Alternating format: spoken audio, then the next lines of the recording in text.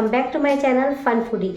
तो guys, thumbnail देखकर तो आपको पता ही चल गया होगा कि आज मैं आपसे वाइन की रेसिपी शेयर करने वाली हूँ। तो सबसे पहले आप सभी को होली की बहुत बहुत शुभकामनाएं। तो आज की जो ये रेसिपी है होली स्पेशल है। होली में हर कोई भांग पीना पसंद करता है, लेकिन इस बार होली में आप ये वाइन पियेंगे। मोस्टली वाइन पीने से हर डॉक्टर मना करते हैं, लेकिन आज की जो ये वाइन मैं बनाने वाली हूँ उसे पीने से आपको कोई भी डॉक्टर नहीं मना कर सकता, क्योंकि ये है ही इतनी फ़ायदेमंद। तो चलिए देर न करते हुए जल्दी से रेसिपी स्टार्ट करते हैं। तो आज बनाते हैं हम वाइन। Let's go.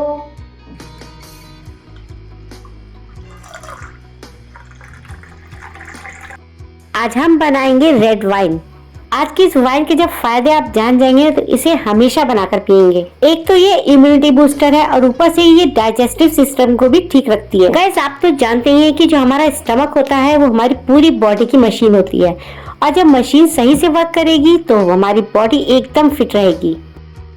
तो आइए देखते हैं ये है क्या और इसे बनाना कैसे है।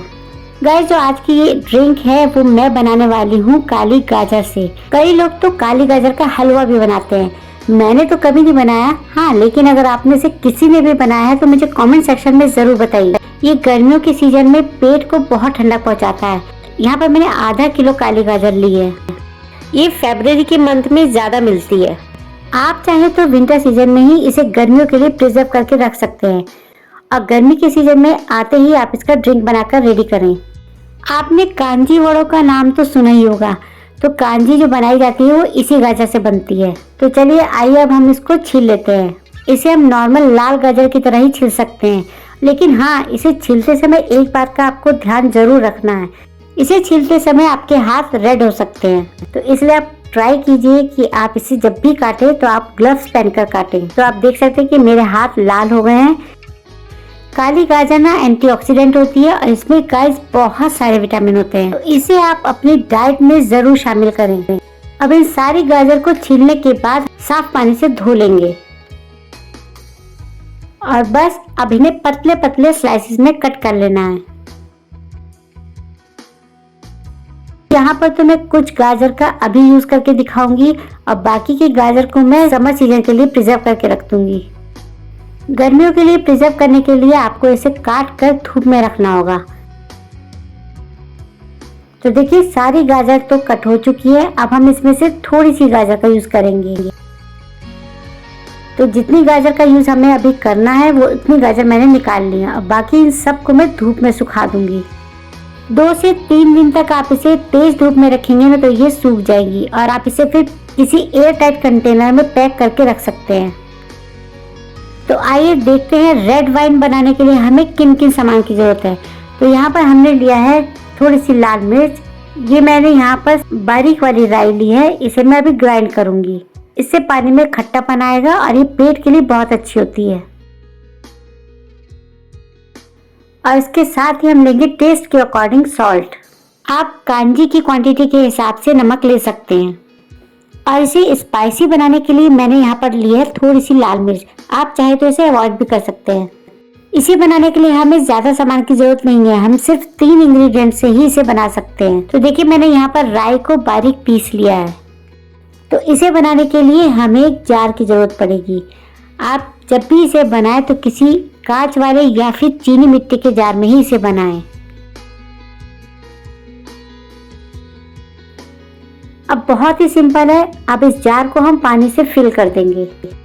आप अगर ज़्यादा बनाना चाहते हैं आप उसी हिसाब से जार ले सकते हैं। मैं तो यहाँ पर सिर्फ अभी थोड़ी सी ही आपको बनाकर दिखा रही हूँ। जार को पानी से फिल करने के बाद यहाँ पर मैंने डाली है 2 चम्मच के लगभग राई, जो अभी हमने ग्राइंड की थी। यहाँ 2 लीटर पानी के लिए मैंने 2 चम्मच पिसी हुई राई डाली है। और अब हम इसमें डाल देंगे अपने टेस्ट के अकॉर्डिंग सॉल्ट। और अब इसमें जाएगी थोड़ी सी लाल मिर्च। अब तीनों चीजें डालने के बाद हम इसमें डाल देंगे कटी हुई काली गाजर। यहाँ पर मैं 2 मुट्ठी कटी हुई गाजर डाल रही हूँ। आप चाहे तो इसका टेस्ट और बढ़ाने के लिए इसमें चुकंदर या फिर लाल गाजर डाल सकते हैं। तो गाइस, अब इसमें और कुछ ऐड करने की जरूरत नहीं है। इसे हम 2 से 3 दिन के लिए धूप में रखेंगे, और 2 से 3 दिन के बाद इसका कलर भी चेंज हो जाएगा और ये थोड़ी सी खट्टी भी हो जाएगी। क्योंकि हमने इसमें राई डाली है इसलिए राई इसको खट्टा करेगी। तो अब मैं इसे 2 से 3 दिन के लिए धूप में रख दूंगी जहाँ पर तेज धूप आती है। तो मिलते हैं 2 से 3 दिन के बाद। तो देखिए गाइस 2 दिन के बाद इसका कलर भी चेंज हो गया और ये खट्टी भी हो गई है। इसका मतलब ये बिल्कुल परफेक्ट हो गई है। गाइस ये देखने में जितनी सुंदर लग रही है ना, पीने में उससे कहीं ज्यादा टेस्टी है। अब ये सर्व करने के लिए एकदम रेडी है। और जब भी आप इसे सर्व करें तो एक बार हिला जरूर ले, क्योंकि सारे मसाले नीचे बैठ जाते हैं। अब गाइस होली का सीजन आने वाला है, तो आप होली से पहले इसे बनाकर जरूर रेडी कर लें, क्योंकि होली में हम बहुत कुछ हैवी खाते हैं। तो इसे पीने के बाद आपका खाना पूरी तरह से डाइजेस्ट हो जाएगा।